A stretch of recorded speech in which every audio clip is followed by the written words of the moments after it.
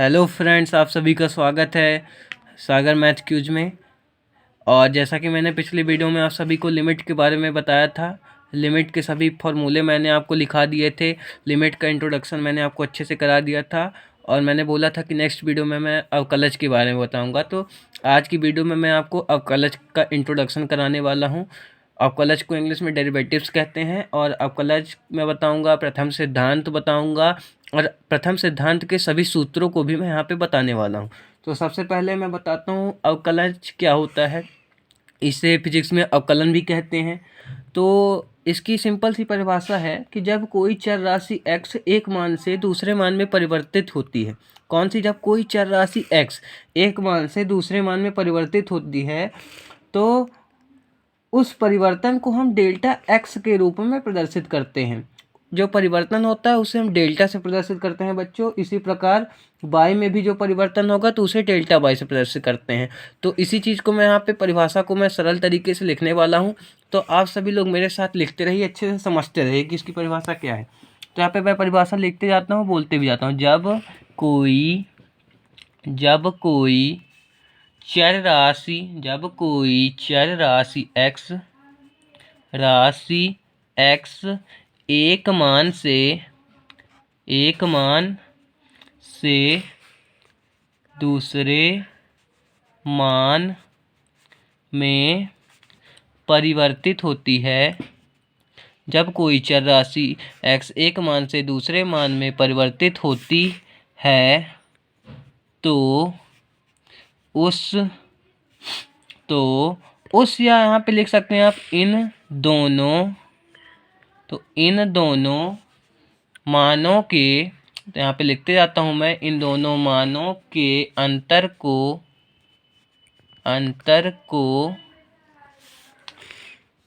x की वृद्धि कहते हैं। इन दोनों मानों के अंतर को x की बच्चों वृद्धि कहते हैं। तो यहाँ पे एक परिवर्तन होता है, यानी जब कोई चर राशि x एक मान से दूसरे मान में परिवर्तित हो रही है तो इन दोनों जो संख्याएं हैं तो इन दोनों मानों के अंतर को x की वृद्धि कहते हैं। तो उस परिवर्तन को, जो हमारा परिवर्तन है, जो वृद्धि हो रही है, तो उस परिवर्तन को हम लोग डेल्टा x, ये इस साइन को दोस्तों त्रिभुज नहीं बोलते, इस साइन को बोलते हैं डेल्टा x। या फिर आप लोग इस तरह से, एक और डेल्टा का साइन होता है, वो कुछ इस तरह से बनता है, ये डेल्टा x, इससे प्रदर्शित करते हैं। डेल्टा x के रूप में प्रदर्शित करते हैं। तो यहाँ तक बच्चों आई बात समझ में आपको? ये कौन सी चर राशि थी? ये x का मान जो है तो एक मान से दूसरे मान में परिवर्तित होता है। इसी प्रकार अब हम दूसरी चर राशि y को भी डेल्टा y से कैसे प्रदर्शित करेंगे। जब दूसरी चर राशि y में वृद्धि होगी तो उसे किस प्रकार से लिखेंगे अवकलन के रूप में, तो मैं यहाँ पे आपको बताता हूँ। तो यहाँ पे मैं यहाँ से नीचे से लिखता हूँ, इसी प्रकार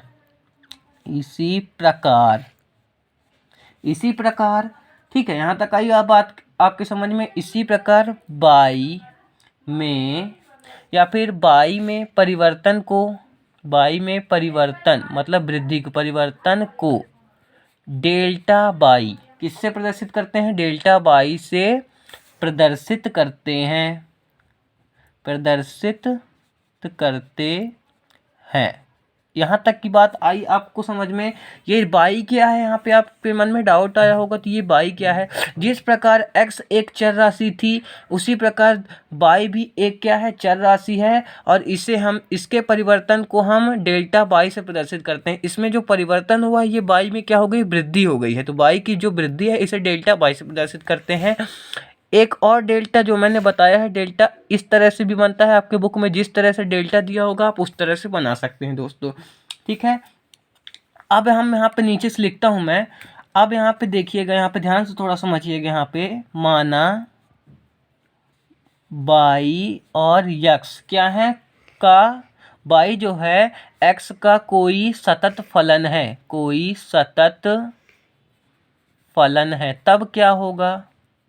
तब इसे अवकलन के रूप में कैसे लिखेंगे तब मैं बताता हूँ। तब इसे भिन्न के रूप में कुछ इस तरह से लिखेंगे। भिन्न, जब इसका भिन्न किस तरह से बनेगा दोस्तों यहाँ पे बताता हूँ। तो delta by upon delta x के रूप में लिखेंगे, जहाँ इसे एक्स के सापेक्ष बाई की वृद्धि बोलेंगे। इसे क्या बोलेंगे? एक्स के सापेक्ष बाई की वृद्धि बोलेंगे इसे। ये यहाँ तक आई बात समझ में। और बाई की जो वृद्धि हो रही है यही क्या कहलाती है दोस्तों? औसत दर कहलाती है। यही औसत दर कहलाएगी। अवकलन में कोई पूछ सकता है आपसे औसत दर किसे कहते हैं, तो उसको बताना है। जब बाई एक्स का कोई सतत फलन होगा तो इसे भिन्न के रूप में delta pi upon delta x लिखेंगे, जहाँ एक्स के सापेक्ष बाई की वृद्धि को ही औसत दर कहते हैं। यहाँ तक दोस्तों बात आई समझ में। तो आगे मैं आपको बताता हूँ। अब यहाँ पे देखिए, जब इसकी सीमा क्या हो जाए, डेल्टा एक्स टेस्ट टू 0 हो, तो इसे एक्स के सापेक्ष कैसे करेंगे। तो यहाँ पे लिखता हूँ मैं, बहुत इंपॉर्टेंट बात है। जब इसकी सीमा डेल्टा एक्स टेस्ट टू 0 है ना, इस तरह से लिखिए, limit x delta x tends to 0 हो, तो इसे क्या कहेंगे? तो इसे एक्स के सापेक्ष, एक्स के क्या बोलेंगे? एक्स के सापेक्ष बाई का अवकलन, क्या बोलेंगे? बाई का अवकलन गुणांक कहते हैं। बाई का अवकलन गुणांक कहते हैं। बाई का अवकलन गुणांक कहते हैं, या फिर इसे अवकलज भी लिख सकते हैं, या अवकलज कहते हैं।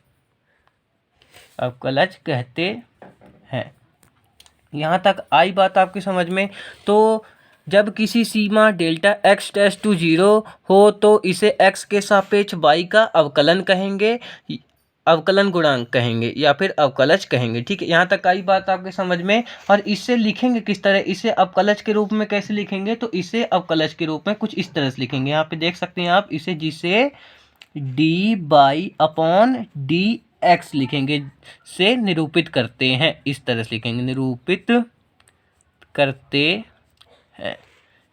यहाँ पे x के सापेक्ष अवकलन हो रहा है, बाई में x के सापेक्ष अवकलन हो रहा है। यही क्या कहलाता है? आपका डेरिवेटिव्स कहलाता है। यहाँ तक आइए आपको बात समझ में। और यहाँ से लिमिट का एक फॉर्मूला भी बनता है। यहाँ पे मैं लिखे देता हूँ, लिमिट का बहुत इंपॉर्टेंट फॉर्मूला है। Limit d delta x tends to 0, इस तरह से। ये डेल्टा एक्स लगा यानी ये अवकलज हो रहा है यहाँ पे दोस्तों। तो ये आ जाएगा, यहाँ पे बना देंगे इसे डेल्टा एक्स अपॉन, सॉरी यहाँ पे बाई आएगा, यहाँ पे delta by upon delta x आ जाएगा। तो ये बन जाएगा, इसका डिफरेंशियल बनेगा। ब्लू पेन से मैं यहाँ पे लिखता हूँ, यहाँ पे बन जाएगा डेल्टा बाई अपॉन बन जाएगा दोस्तों डेल्टा एक्स, ये बन जाएगी। ये हमारा लिमिट का सूत्र बन जाएगा। तो जहाँ D by upon d x, अब देखिए इसको किस फॉर्म में ले जा सकते हैं? इसको एक फॉर्म में और लिख सकते हैं। तो यहाँ से दोस्तों समझते जाइए अच्छे से। यहाँ से इसको इस तरह से भी लिखा जा सकता है।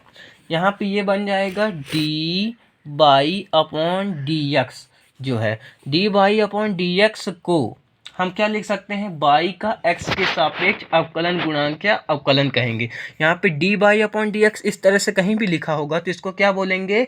बाई का, किसका? बाई का एक्स के सापेक्ष अवकलन गुणांक या अवकलज कहते हैं। तो यहाँ पे इसको मैं लिख देता हूँ, बाई का एक्स के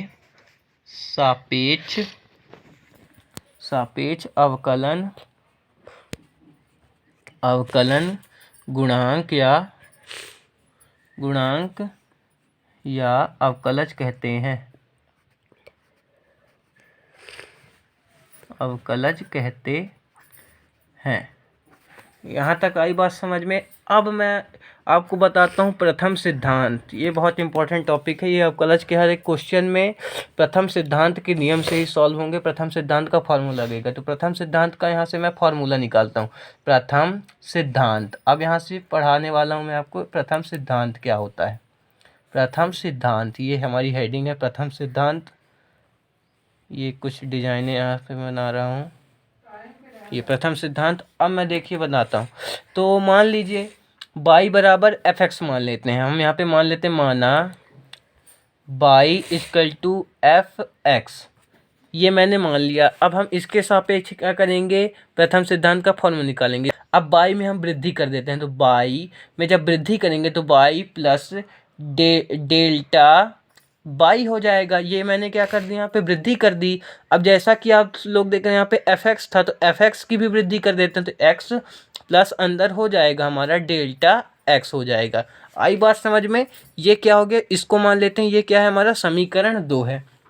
अब हम क्या करेंगे, यहाँ से समीकरण 2 में समीकरण 1 को घटा देंगे, तो समीकरण 2 माइनस समीकरण 1, मतलब इसका मतलब होता है समीकरण 2 में समीकरण 1 को घटाने पर। तो समीकरण 2 क्या लिखा है दोस्तों, y प्लस डेल्टा y, ये हमारा समीकरण 2 है।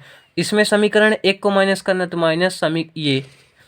अब समीकरण 2 इधर क्या है, F x plus delta x minus यहाँ पे आ जाएगा एफ एक्स। अब माइनस कर देते हैं, तो यहाँ पे देखिए प्लस का वाई ही, ये माइनस का वाई, ये दोनों तो कट गए। यहाँ पे क्या बचा, यहाँ पे बचा है हमारा डेल्टा वाई इक्वल टू, इधर बचा F x plus delta x minus F का एक्स, इतना बचा।